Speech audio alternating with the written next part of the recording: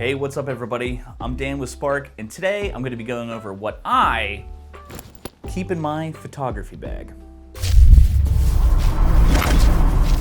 So first things first, my bag that I have is an Endurex bag, and I love this thing.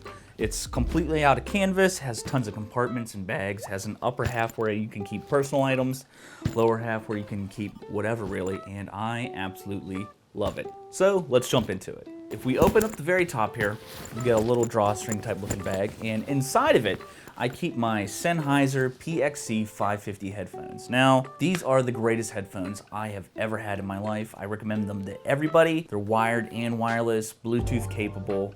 They sound amazing. Everybody should have a pair. All right, the next thing that I like to keep in my bag is a trash bag.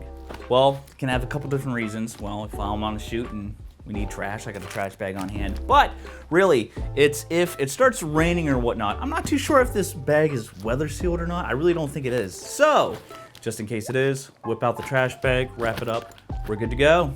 So now that we covered the top of the bag, let's move into the bottom chunk here. One of the very first things in it is this guy. What this is the SD card holder. Now you can put a ton of SD cards in here. Has a gasket on it. It's pretty nice. You drop it in water, it keeps it safe. Drop it in mud, it's fine. Everybody should have one of these. All right, now going through the list of not very exciting stuff is what I have in this little bag. Now what's in this bag is I have a ton of step-up rings. Now step-up rings, you can take, say you have an 82 millimeter filter thread and you have like a 55 millimeter lens. Well, you can't put that filter on that lens. So use these little rings to work up from that filter size down to the filter size of whatever lens you're using. It's super useful. It's pretty much so you don't have to keep buying a ton of different filters for different filter thread sizes. Pretty much you can buy the biggest one and you're covered. Are these a pain? Absolutely, but they save you a ton in the long run. Speaking of filters, I typically only carry 3 on me. Now, the 3 that I do carry is my Fotga 55 millimeter threaded variable ND. This thing is an absolute must if you're filming for anything really.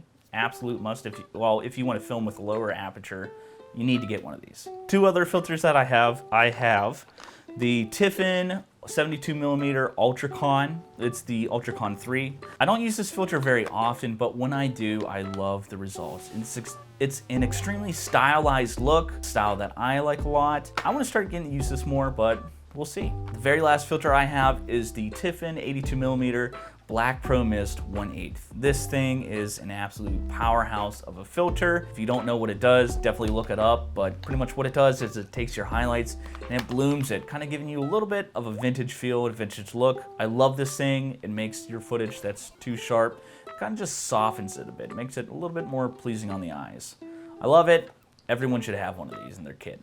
Moving on, not only is this thing important for photography, but it's important for pretty much everything that I do. In fact, I use this thing every single day, whether it's in photography or just around the house.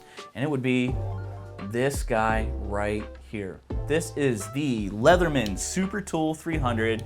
Pretty much you got pliers, you got screwdrivers, bottle openers, you got saws, you got everything you need to get everything done. Like I said, gets used every single day. This is another one of those things where everyone should have one of these. 10 out of 10 recommended, 10 out of 10, you need to get it. All right, since we're talking about what's in my photo bag, I'm obviously gonna have a couple lenses. So I typically don't carry too many lenses with me, so I like to only have a few select choices. I like to shoot a little wider, so you'll see that reflected in my lens choices. The very first lens that I have that I like to carry with me on the daily is my 70s era Konica 50 millimeter Hexanon 1.7. This is one of the best, in my opinion, vintage lenses that you can get. The thing's incredibly sharp throughout. Well, the one that I have, 1.7, is a little soft, but you stop down to 2.8. The thing is sharp as a tack. I absolutely love this lens. And if you're looking to get into photography and you don't want to drop hundreds of dollars on the lenses, look into vintage lenses. You could pick this one up for about 50 bucks. It's 10 out of 10, again, typically with everything that I've been saying, but I love this thing to death. The next lens in my kit I recently just got, and I love this thing. It is an absolute powerhouse, and it really has changed how I've been shooting photography lately, and that would be the Fujinon 35mm f2 weather resistant model. I love this lens. It's everything about it. It's built like a tank.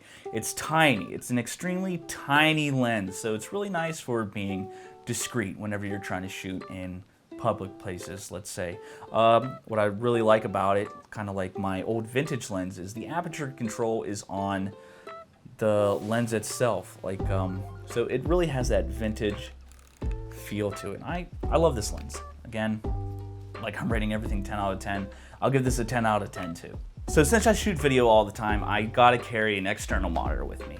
So I carry the SmallHD Focus 5. Now, this is not the SmallHD Focus 5, this is the SmallHD 702 Bright, and this, I could do a whole other video on this monitor, but the monitor that I'm talking about is on my camera right now, so I can see myself filming. Absolutely love it. Again, I would rate it 10 out of 10. How would you guess? So the last couple items in my kit, well, they're kind of filming me right now, so I gotta show you the boxes. So I have the Fringer adapter. It's the Pro adapter that allows me to use Canon lenses with the Fuji system. And I am using the Sigma 18-35 right now. And if you can see, the autofocus response with this adapter and this lens on this camera body is phenomenal. Like, check that out. Bringing that right there, snaps right back to me.